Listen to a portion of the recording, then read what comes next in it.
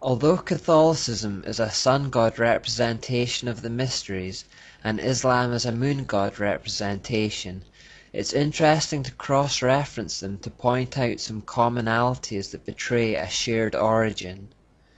Since the end goal of Satan is to undo the scattering of Babylon and return the world to a single one-world religion, it is these kinds of commonalities that he will play upon to bring that unity at the end of time, not just with Catholicism and Islam, but with all religion that stems from Babylon. For example, let's compare the habit that Catholic nuns wear with the hijab that Islamic women are expected to wear. They're almost identical. Also, in both religions, people are taught to pray with beads. Just as Muhammad is said to have received his revelation in a cave, Mary is also depicted as living in caves or grottos in Catholicism. As I've already pointed out, this practice links them to the underground Babylonian worship of Nebo, who is said to have come out of the hole in the ground, and puts us in mind of Revelation 13:11 that talks about a beast coming out from the earth. The mysteries were often celebrated in caves or grottos, and this explains the origin of this practice today and why revelations from Satan are so often given in the darkness. In Fatima, Mary is in a cave. In Lourdes, Mary is in a cave. The Pope and Catholic followers enter into these caves to venerate her and thus perpetuate the Babylonian system.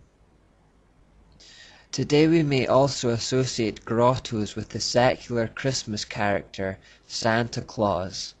Department stores around the world create Santa's grottos around Christmas time and invite kids to enter into it to receive a gift.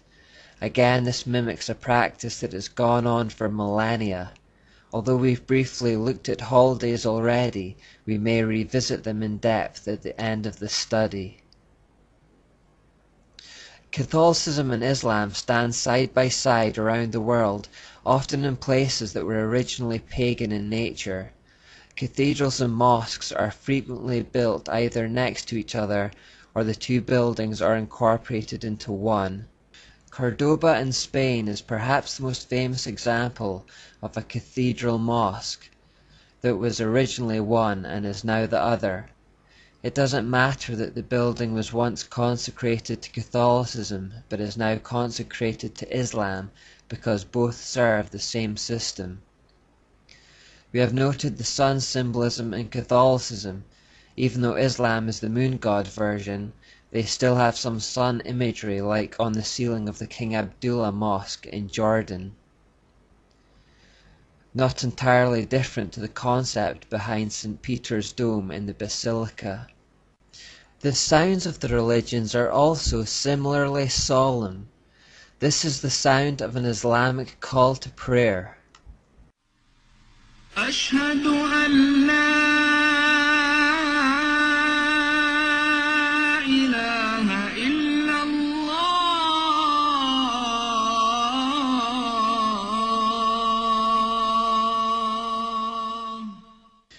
Now compare it with the sound of a Gregorian chant. They are both similarly haunting, mournful, and melancholic.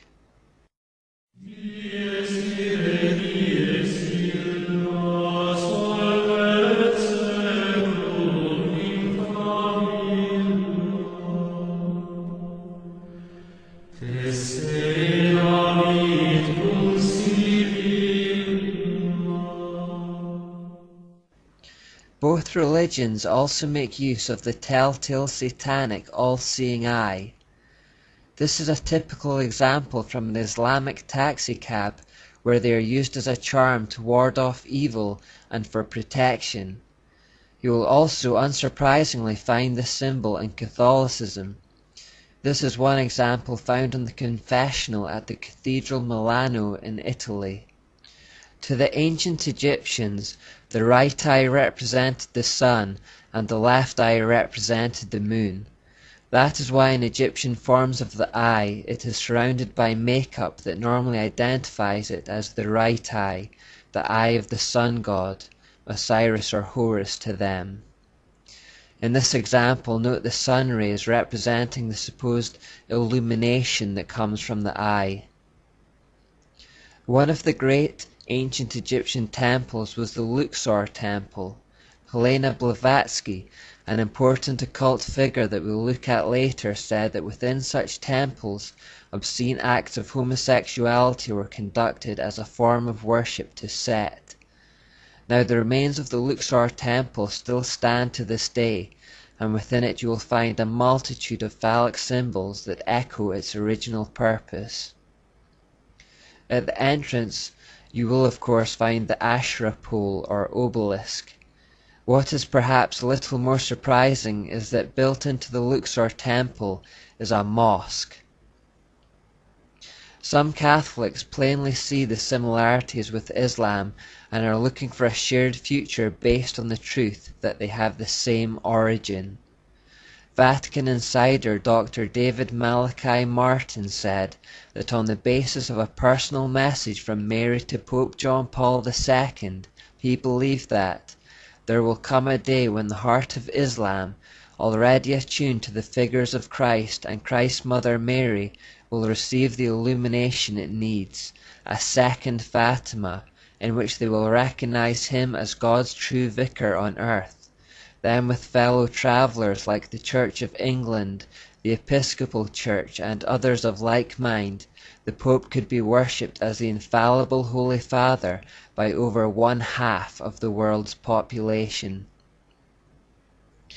This idea of ecumenism or unity between religions is gaining a lot of momentum in the world today, and behind it is the fact that Satan wants to reverse the scattering of Babylon and bring the whole world together again under his mystery religion.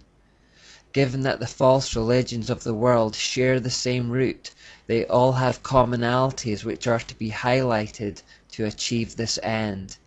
The idea is to bring the world under the headship of the Pope because he is the earthly head of the mysteries.